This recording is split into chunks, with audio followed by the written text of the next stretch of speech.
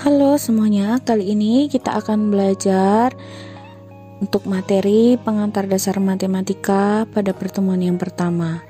Untuk pertemuan yang pertama ini, sebelum masuk ke materi, saya akan menjelaskan dulu tujuan pembelajaran umum yang akan dicapai pada mata kuliah ini. Tujuan pembelajaran umum pada mata kuliah ini yaitu menjelaskan penalaran matematika, kemudian membuktikan rumus, dalil, dan teorema sederhana dengan menggunakan penalaran deduktif. Setelah itu kita akan masuk kepada materi menjelaskan konsep logika, menarik kesimpulan berdasarkan kaidah logika matematika, menjelaskan konsep persamaan linear, memecahkan masalah yang berhubungan dengan persamaan linear, kemudian menjelaskan konsep pertidaksamaan linear. Materi yang selanjutnya yaitu memecahkan masalah yang berhubungan dengan pertidaksamaan linear, kemudian menjelaskan konsep relasi, menjelaskan konsep fungsi, memecahkan masalah yang berhubungan dengan fungsi, menggambar grafik dari suatu fungsi linear, menjelaskan konsep persamaan kuadrat, dan memecahkan masalah yang berkaitan dengan persamaan kuadrat.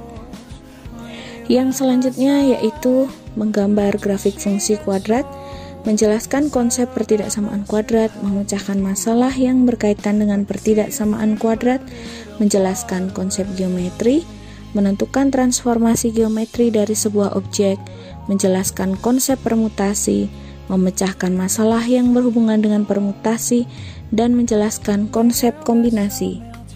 Selain yang sudah disebutkan tadi, yang selanjutnya adalah memecahkan masalah yang berhubungan dengan kombinasi. Kemudian menjelaskan konsep peluang, memecahkan masalah yang berhubungan dengan peluang, menjelaskan pengelolaan data, mengolah data dengan perhitungan statistik sederhana, menjelaskan pengertian dari masalah matematika, dan yang terakhir tentang memecahkan masalah matematika dengan berbagai teknik.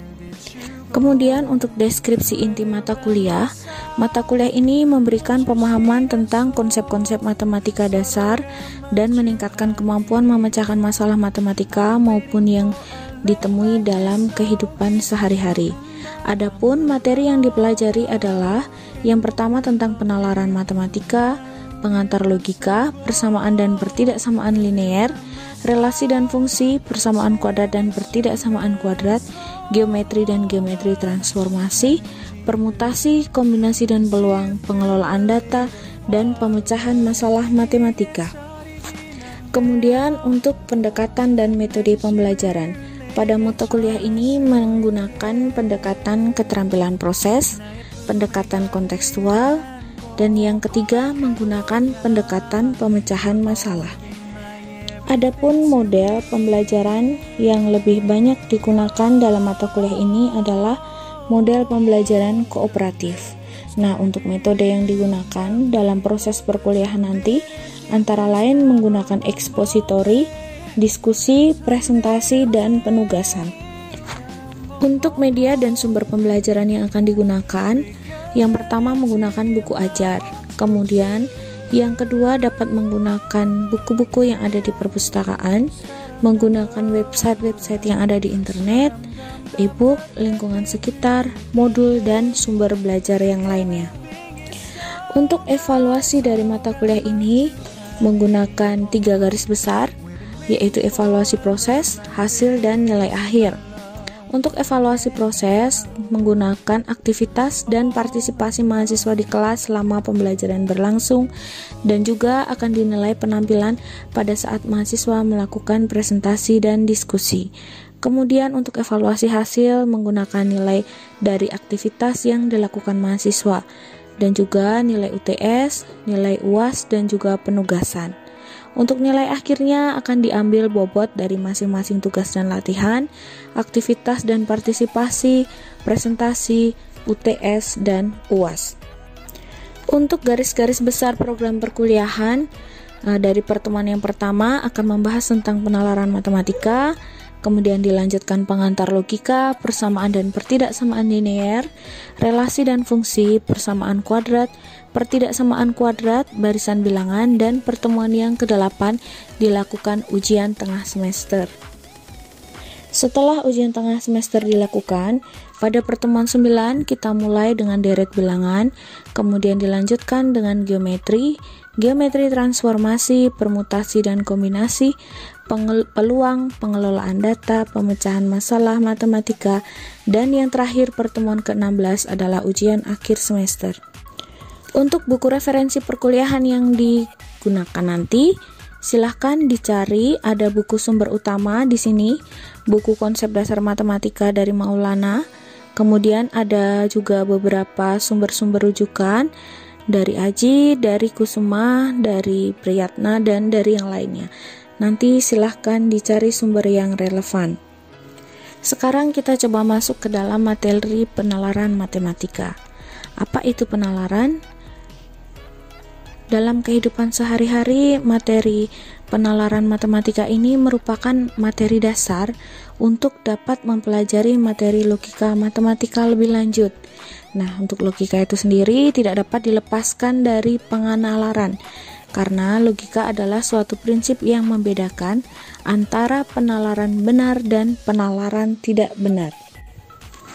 Penalaran dapat diartikan sebagai cara berpikir yang merupakan penjelasan dalam upaya menunjukkan hubungan antara beberapa hal yang berdasarkan pada sifat-sifat atau hukum-hukum tertentu yang telah diakui kebenarannya. Langkah-langkah tertentu itu akan berakhir pada suatu penarikan kesimpulan.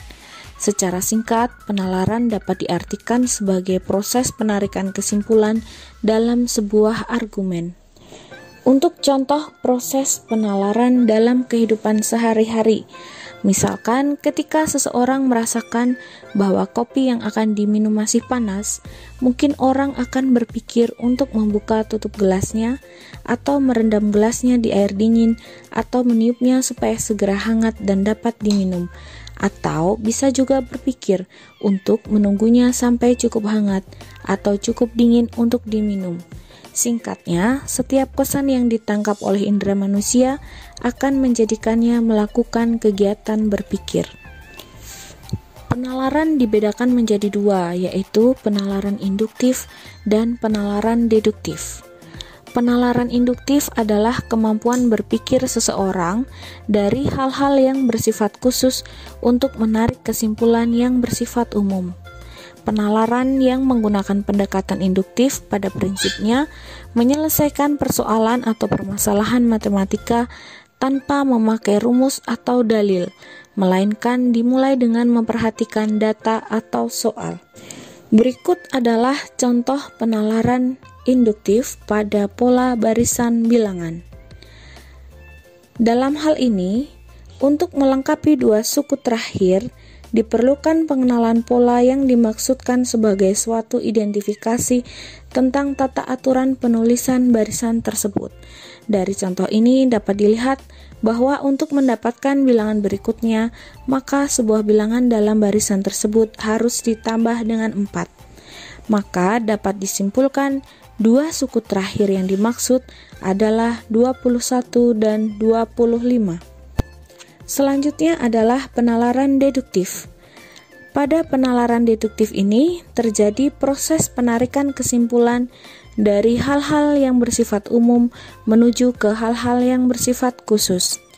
Dasar penalaran deduktif yang berperan dalam matematika adalah kebenaran suatu pernyataan haruslah didasarkan pada kebenaran pernyataan-pernyataan lain. Berikut adalah contoh dari penalaran deduktif. Untuk membuktikan contoh bahwa jumlah dua buah bilangan ganjil adalah bilangan genap, dapat dibuat pemisalan secara umum bahwa M dan N adalah sembarang dua bilangan bulat. Maka 2M tambah 1 dan 2N tambah 1 tentunya masing-masing merupakan bilangan ganjil. Karena M dan N bilangan bulat, maka M tambah N tambah 1 bilangan bulat, sehingga 2M tambah N tambah 1 adalah bilangan genap. Jadi, jumlah dua bilangan ganjil selalu genap. Setelah kita belajar tentang penalaran induktif dan penalaran deduktif, kita tiba pada bagian kesimpulan. Kesimpulan dalam hal ini yaitu penalaran matematika menjadi dasar untuk mempelajari matematika dan juga materi-materi logika matematika lebih lanjut. Penalaran dapat diartikan sebagai cara berpikir sebagai proses penarikan kesimpulan dalam sebuah argumen. Penalaran dibedakan menjadi penalaran induktif dan penalaran deduktif. Ketepatan sebuah generalisasi pada penalaran induktif tergantung dari data dan pola yang tersedia. Semakin banyak data atau semakin spesifik pola yang ada, maka akan menghasilkan generalisasi yang semakin mendekati kebenaran. Begitupun sebaliknya. Dasar pada penalaran deduktif yang berperan dalam matematika adalah kebenaran suatu pernyataan haruslah didasarkan pada kebenaran pernyataan-pernyataan lain. Sistem penalaran yang banyak berperan dalam matematika adalah penalaran secara deduktif, dan metode pembuktian yang sering disebut induksi matematika menggunakan proses penalaran deduktif dan bukan penalaran induktif. Sekian materi kita hari ini. Terima kasih untuk partisipasinya dan mohon maaf apabila ada kekurangan. Semoga materi yang sudah disajikan ini memberikan manfaat bagi kita semua.